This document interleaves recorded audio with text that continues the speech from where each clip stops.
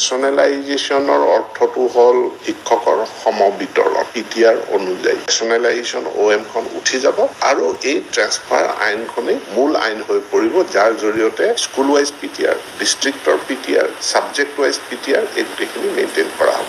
আজিৰ তাৰিখত আমাৰ এই লাহৰিঘাট প্ৰাথমিক বিদ্যালয়ৰ 655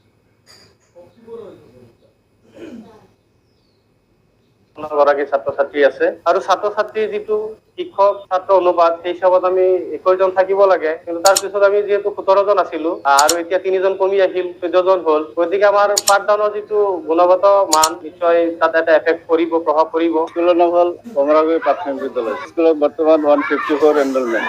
যোৱা 4জন শিক্ষক আছিল, কিন্তু যিটো লিষ্ট ওলাইছে তাত এজনী বাইদেউ লৈ গ'ল। কিন্তু আমাৰ এতিয়া বৰ্তমান বহুত সমস্যা হৈছে, 3জন শিক্ষক আমি ইমান ল'ৰা ছোৱালী কেনেকৈ ৰেচনেলাইজেশ্যনৰ অৰ্থটো হ'ল শিক্ষকৰ সমবিতৰণ পিটিআৰ অনুযায়ী ৰেচনেলাইজেশ্যন OM খন উঠি যাব আৰু এই ট্ৰেন্সফাৰ আইনখনেই মূল আইন হৈ পৰিব, যাৰ জৰিয়তে স্কুল ৱাইজ পিটিআৰ, ডিষ্ট্ৰিক্টৰ পিটিআৰ, ছাবজেক্ট ৱাইজ পিটিআৰ এই গোটেইখিনি মেইনটেইন কৰা হ'ব।